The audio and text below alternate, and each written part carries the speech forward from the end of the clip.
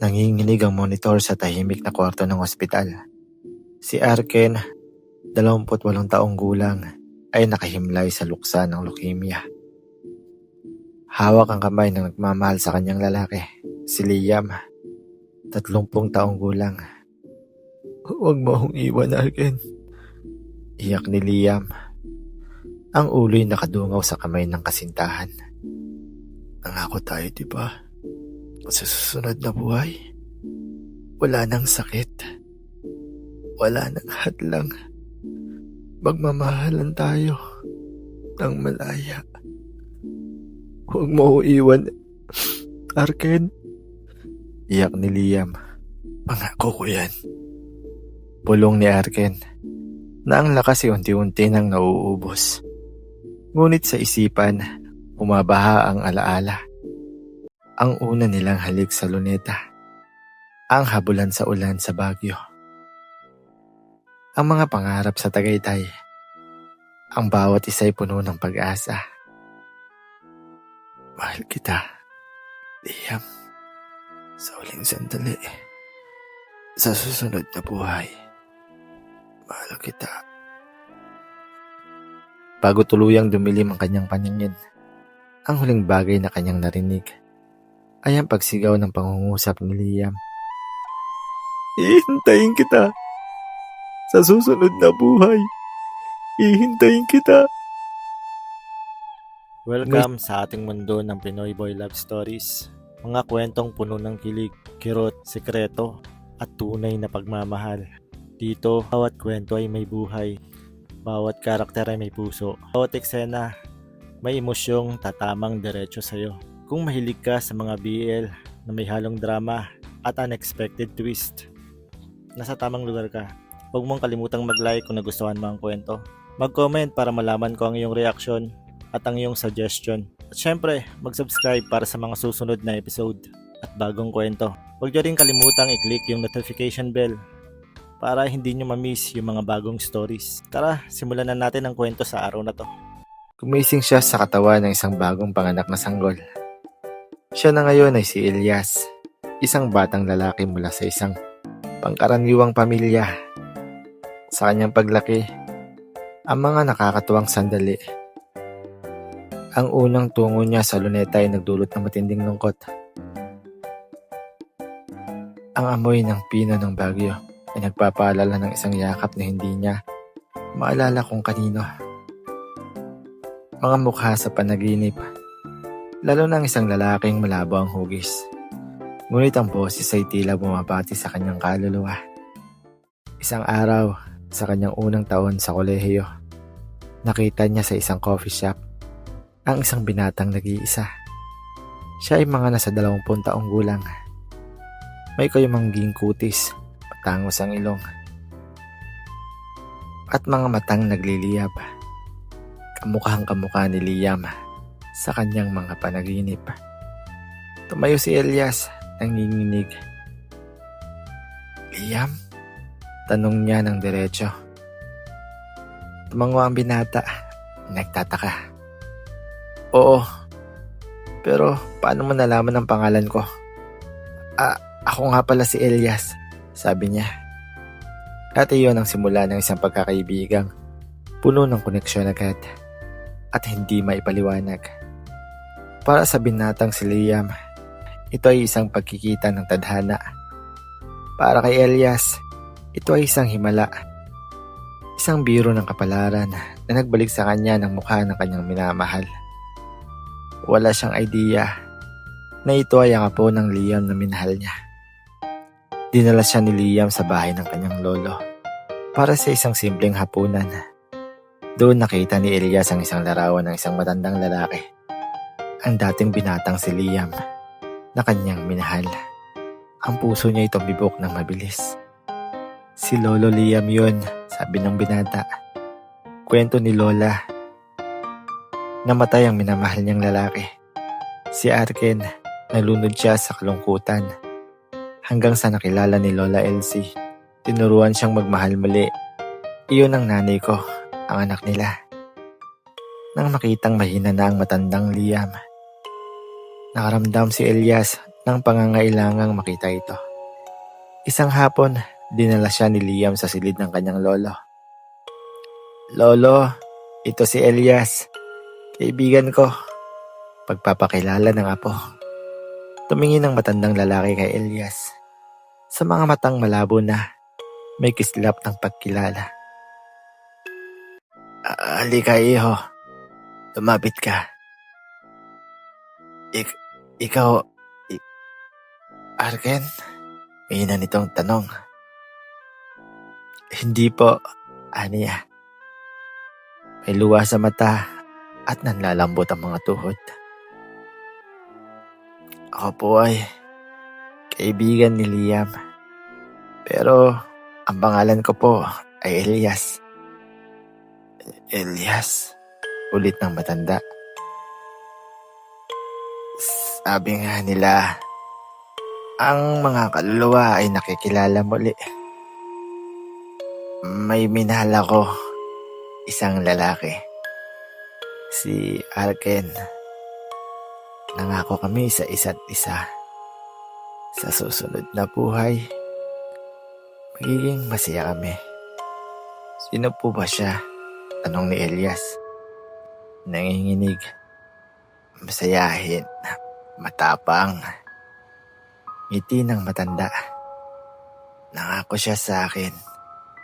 Sa uli, sabi niya, 'Liam, hindi kita kayang iwan. Kung di lang talaga kaya ng katawan ko.'" Humawak ang matanda sa pisngi ni Elias. "Ang mga matang yan, nakita ko na yan. Sa huling pagkakataon." Tumulo ang luha ng matanda. "Kung narito ka man, Arken, o kung sino ka man, humayo ka at maging masaya. Ang pangako natin ay para sa ating kaligayahan. Nasa puso pa rin kita. Pero ang pag-ibig, hindi mawawala. Nagpabago lang ng anyo." Tumalikod ang binatang Liam. Luhaan, naintindihan na niya ang bigat sa mga sinasabi ng kanyang lolo. "Mahal mo ba ang apo ko?" Diretsong tanong ng matanda. "Opo," tapat na sagot ni Elias. At ikaw, Liam, mahal mo ba si Elias?" "Opo, lolo. Mahal na mahal ko po siya." Ngumiti ang matanda, isang ngiting puno ng kapayapaan. "Mabuti. Yan ang sagot. Yan ang susunod na buhay. Nasa harap niyo na. Huwag niyo nang hintayin pa. Magmahalan kayo ng walang takot." Makalipas ang ilang araw, pumanaw ng payapa si Lolo Liam. Sa kanyang mga gamit, natagpuan ang isang sulat para sa dalawa. "Sa aking Elias at Liam, ang nakaraan ay gabay, hindi kulungan. Ang pag-ibig ko kay Arken ay totoo, at ang pag-ibig ko kay Elsie ay totoo rin. At ngayon, ang pag-ibig niyong dalawa ay totoo. Huwag niyong ikulong ang isa't isa sa anumang pangako. Magmahal kayo para sa kasalukuyan, para sa inyong sariling buhay. Ito na ang wakas ng paghihintay. Lolo Liam." Sa puntod ni Lolo Liam at Lola Elsie, hawak kamay sina Elias at Liam. "Nakita mo ba siya, si Lolo?" tanong ni Elias. "Oo, at alam kong payapa siya," sagot ni Liam. "Alam mo hindi ka siya, iba ka. At mahal ko kung sino ka. At mahal kita," sabi ni Elias. "Hindi dahil sa mukha mo, kundi dahil sa puso mo." At sa ilalim ng dapit hapon, nagkatitigan ang dalawa. Wala nang pangako mula sa nakaraan ang pumipigil sa kanila. Tanging isang pangako para sa hinaharap, na silang dalawa lamang ang gumawa. At doon, sa tabi ng puntod, na nagpapaalala ng isang pag-ibig na nakatakdang magtagumpay sa ikalawang pagkakataon. Nagsimula ang tunay na susunod na buhay.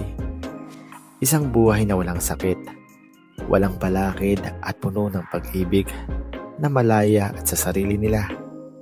Ang huling pangako ni Erkin at Liam ay natupad na.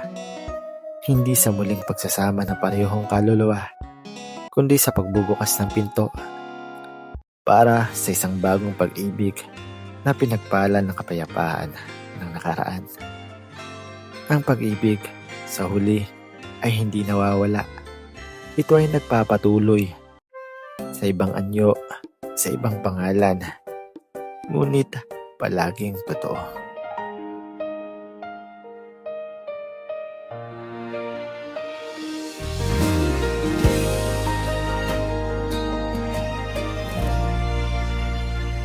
Sa huling hininga, pangalan mo ang bulong ng puso. Sa pagitan ng ilaw at dilim, hawak mo pa rin ako.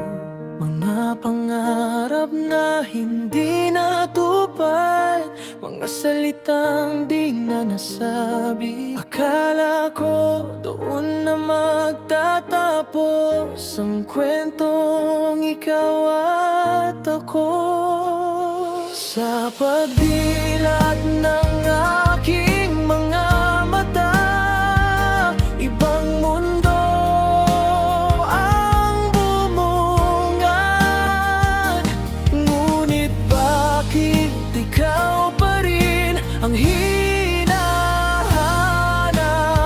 ng aking kaluluwa?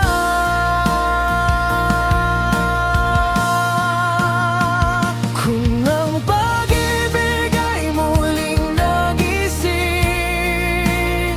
sa panibagong anyo ng panahon, tama bang sundin ang pintig? Kung mali ang pangalan ng kahapon, sa muling pagmulat ng puso ko, ikaw pa rin ang tahanan. Ngunit ngayon ko natutunan, minsan ang pag-ibig ay pagpapaalam din pala.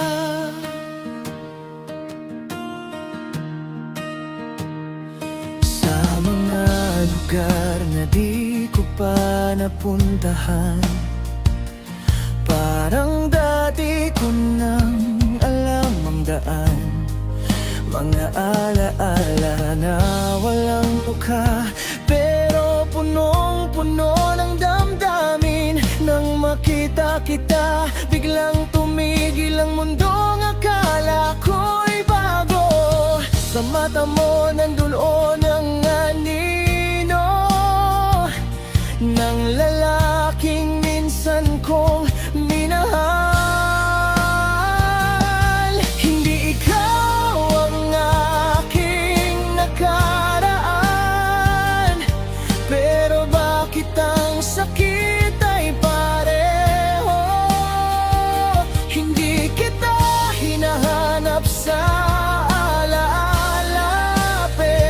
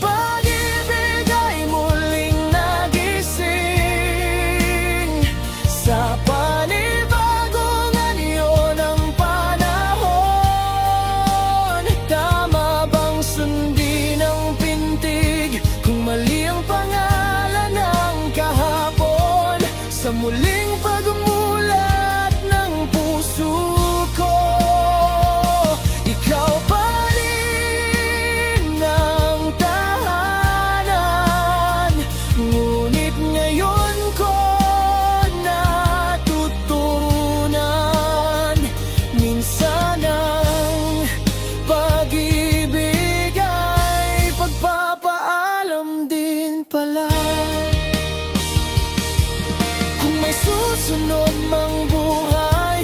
Kung may panahong walang sugat, doon kita hanapin kapag pareho na tayong handa. Pero sa buhay na to, kailangan kong matutong bumitaw, dahil ang pag-ibig na totoo hindi kailanman nananakit ng sadya. Ngayon pinipili ko magmahal, hindi dahil sa kahapon, kundi dahil sa taong kaharap na handang manatili sa ngayon. Sa muling pagmulat ng puso ko, may bago na akong pangalan. Salamat sa pag-ibig na minsan at sa pag-ibig na ngayon. Dito nagsisimula ang wakas. Kung sakaling magtagpo muli ang mga kaluluwang nagmahal, ngumiti na lang tayo, dahil minsan sapat na ang minsan.